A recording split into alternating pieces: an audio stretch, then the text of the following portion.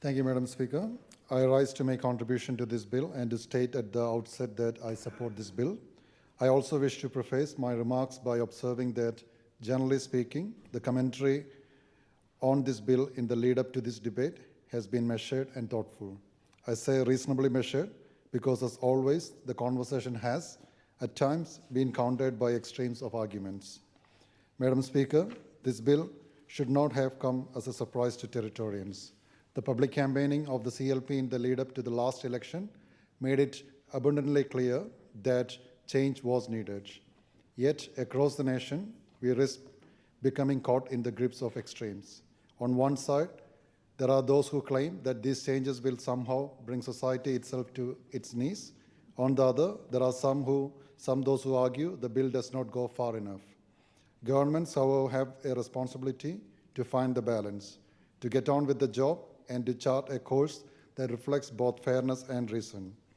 In considering this bill, I want to acknowledge the many groups and individuals who have provided the feedback. I also wish to reflect on the relevance of these reforms to the portfolios and communities I represent.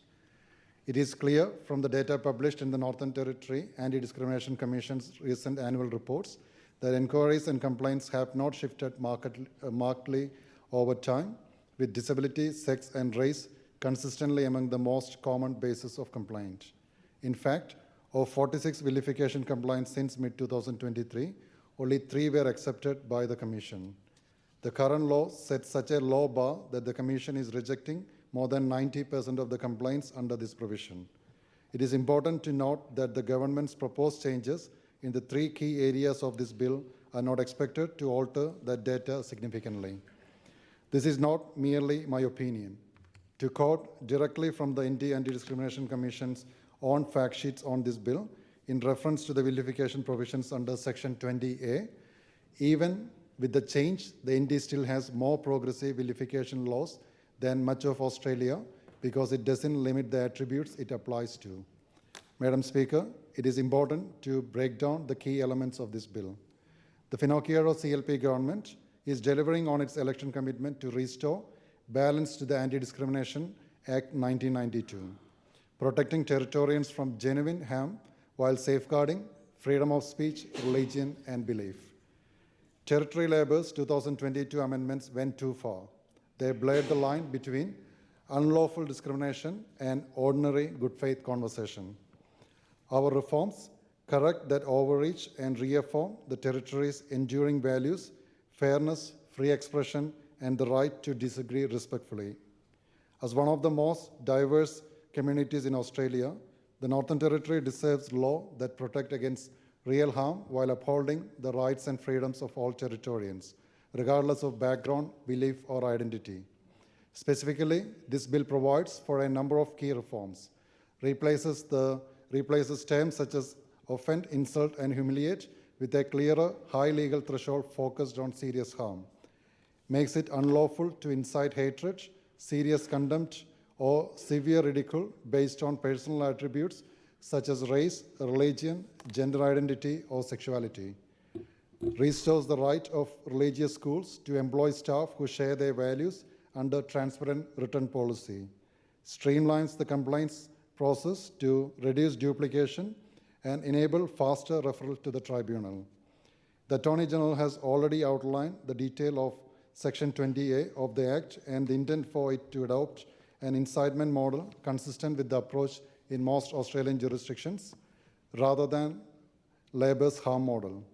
Importantly, the new Section 35B reintroduces an exemption for religious educational institutions, allowing them to make employment decisions consistent with their doctrines and beliefs.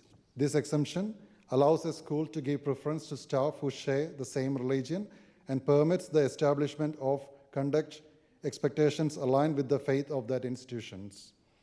Importantly, this exemption applies only where a written policy clearly sets out the relevant doctrine. Further, amendments to Division 4 of Part 6 will remove the requirement for the Commissioner to evaluate every complaint where conciliation has failed. Complaints will instead be referred more efficiently to the tribunal, supported by the Commissioner's statement of reasons and relevant materials. In theory, Madam Speaker, this should be welcomed by the Commission.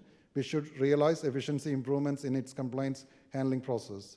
In addition to the Anti-Discrimination Commission, these reforms will also benefit religious educational institutions and their staff, people of faith, and individuals concerned about overreach into opinion or expression. Madam Speaker, it is important to reflect on the consultation process. We are all aware that the consultation on this bill was led by the Attorney General's office. But I would like to remind members that as early as November 2022, the CLP publicly opposed Labour's amendment, describing them as freedom-destroying and out of step with territory values. We did not remove the vilification clause entirely. We listened to feedback, refined the approach, and introduced a consistent national standard that targets genuine harm. In this respect, there exists a diversity of religious views. Not all opinions are the same. Faith communities do not hold uniform opinions. Through extensive consultation, we heard all perspectives. There have been criticisms leveled at this government that can be debunked quickly.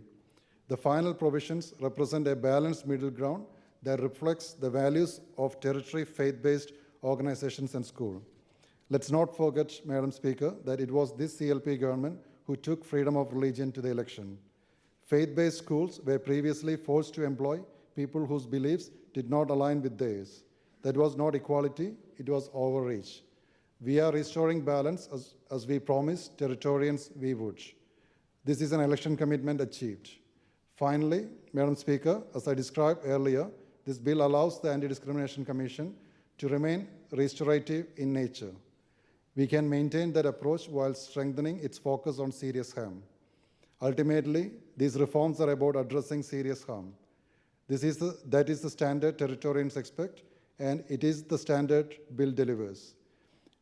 Madam Speaker, before closing, I wish to reflect briefly on the commentary made in this chamber in the recent days and reaffirm some key principles of this government. The Restoring the Territory Lifestyle Strategy sets a clear direction to champion the territory's identity as a vibrant, inclusive, and respectful place to live, work, and raise a family. This government is committed to ensuring the Northern Territory is a safe community that provides genuine equality of opportunity for all. We believe that every Territorian should be treated equally, regardless of race, religion, or gender. Our approach is entirely consistent with the broader objectives of the Gender Equality Action Plan, that all Territorians are safe, respected, and free from violence. We will continue to monitor national policy and expert advice to ensure the Territory's practices remain inclusive, balanced, and strong.